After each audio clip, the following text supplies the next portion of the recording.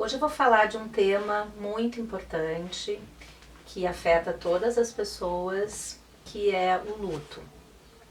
O luto é um processo decorrente de alguma perda de um vínculo importante ou de algo que é muito significativo nas nossas vidas. E esse processo ele é uma resposta saudável, adequada e esperada para quando as pessoas passam por situações como essa. Agora, como é que a gente pode diferenciar quando o caminho com que as coisas estão acontecendo não é o esperado, ou quando tem algum problema, quando tem inclusive indicação de se buscar ajuda, porque esse diferencial é muito importante. É importante que a gente saiba, não só em situações que nós estamos vivendo, mas também para poder acompanhar alguém que está passando por alguma dificuldade. Então, em primeiro lugar, é importante definir que luto é uma resposta saudável, como eu falei antes, mas cada pessoa vive esse processo de uma forma muito singular, totalmente única, e que a gente não sabe, antes de vivenciar mesmo isso, como vai acontecer essa situação, e que é muito importante que se respeite a maneira como a pessoa naquele momento pode ultrapassar por todos os desafios. Então a gente sabe que alguns fatores vão interferir nesse processo. Por exemplo, a relação que tinha com a pessoa que morreu. Como é que era essa relação? Era uma relação com muita dependência, era uma relação com que a pessoa era de alguma forma o esteio, que tinha funções muito centrais na vida dessa pessoa enlutada. Isso vai ter um impacto no processo do luto. A forma da morte, quando a morte aconteceu de uma maneira abrupta, totalmente inesperada, peculiaridades como a idade da pessoa que morreu, as circunstâncias, outros fatores na vida da pessoa que também podem, naquele momento, serem elementos estressores. Então nós temos que levar em conta muitos aspectos de uma forma dinâmica e tentando integrar esses aspectos para poder entender se aquela pessoa está vivendo esse processo de uma forma que ela não tenha risco de adoecer. Porque o que vai ser o nosso sinalizador se o luto está andando num caminho bem conduzido ou se pode ter alguma dificuldade, são principalmente fatores de risco, de adoecimento ou, como algumas pesquisas mostram, até riscos de suicídio, porque o processo do luto, o sofrimento por uma perda, é um dos preditores, é um dos fatores que podem favorecer o suicídio. Então é importante que nós possamos ter algumas noções de quando o processo do luto não está andando bem. Antigamente a gente tinha alguns sinalizadores muito lineares, muito duros, como o tempo, até um ano é normal o processo do luto, a partir de um ano começa a ter alguns problemas, ou a intensidade do luto quando é muito intenso.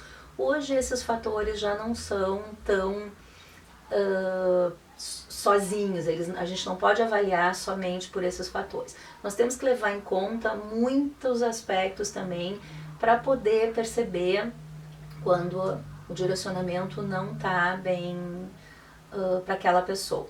Então, assim, o que a gente tem que levar em conta? Que tenha algum fator ou alguns fatores que bloqueiam o processo do luto, que a pessoa não consegue voltar, por exemplo, para suas atividades, não consegue cuidar das outras relações que são importantes, tem algum prejuízo significativo no trabalho, no sono, na alimentação, nas coisas básicas do dia a dia, e que isso persista por muito tempo. Porque é normal no início, logo depois de uma perda, que a pessoa tenha realmente muitas dificuldades no seu dia a dia para voltar ao seu cotidiano e tudo mais, para poder cuidar das relações importantes.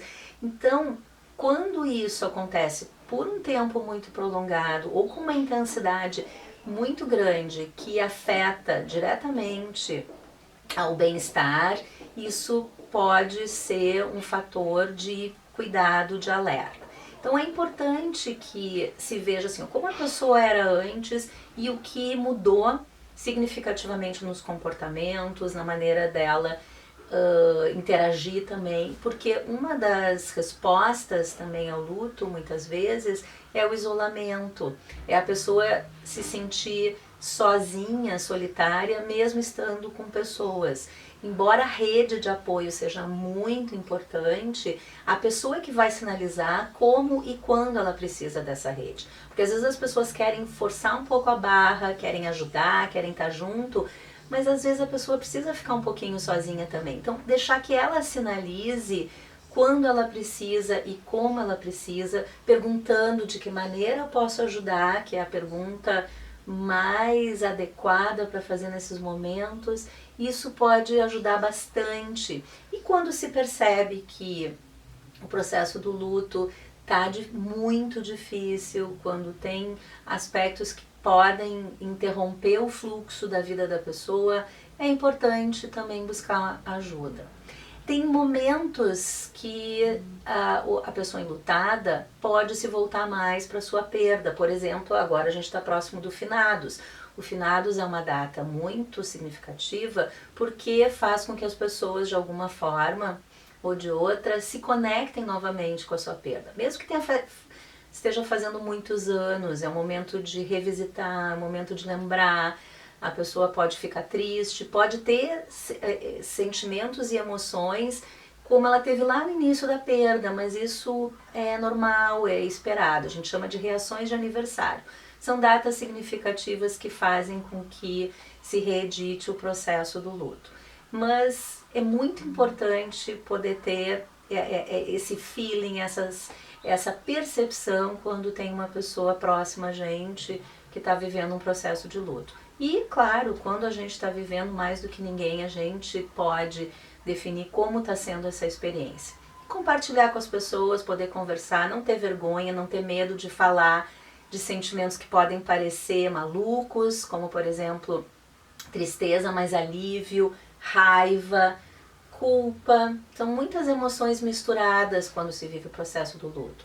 E, normalmente, nenhuma delas é pior ou melhor. São genuínas, precisa se dar espaço e falar sobre isso. Então, falar com os amigos, com os familiares, pode ajudar bastante e, quando tem alguma dificuldade maior, poder buscar uma ajuda com um serviço especializado.